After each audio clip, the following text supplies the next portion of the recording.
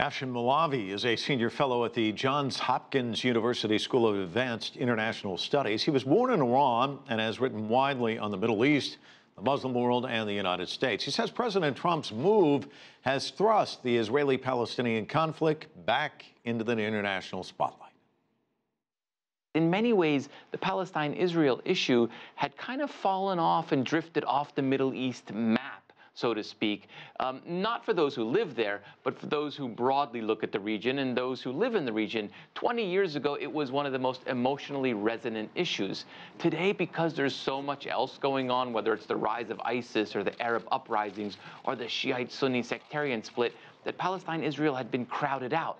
Now with this move of President Trump moving the embassy to Jerusalem, he's brought it back front and center, ironically. And so those embers that were a little bit cool are hot again. You know, once you get into these situations where there's a protest and bullets are fired and you know, a counter protest, and before you know it, things can escalate, and things can escalate even more now in particular because you have groups like Hezbollah that have a whole lot more missiles today than they had 5 years ago, for example. And you know, you have Iranian forces in Syria, for example. We're already dealing with enough of a tinderbox in the region.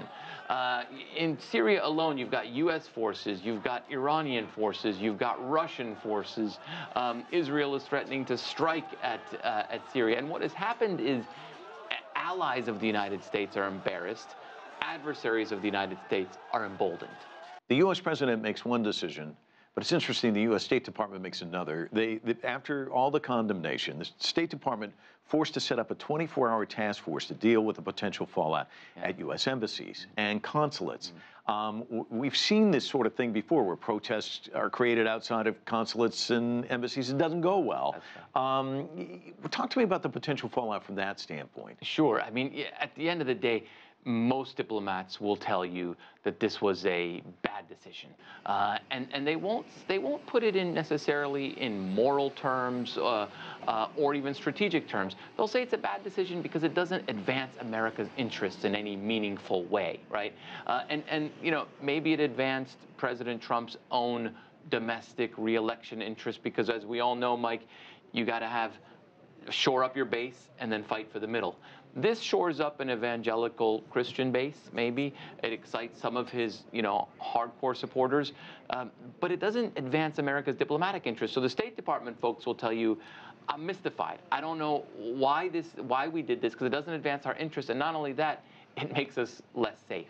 We look at the Jerusalem decision this week, but when should we be looking at it? Is it a month down the road, a year down the road? When do we really see the full effect of what this does to that area, to the peace process, to the region? I think when we look at it today, over the next week or two, we're going to see more protests. But eventually the protests will die down. So your question is salient. What happens 1 year from now?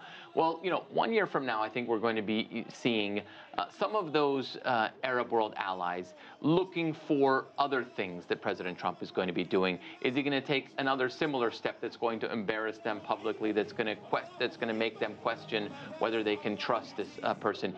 Is he also going to couple this with a significant Middle East peace initiative? And that will be interesting to see if he does something quite dramatic and trying to couple it with a significant Middle East peace initiative. But I think this is part of the general slow degradation of American influence around the world.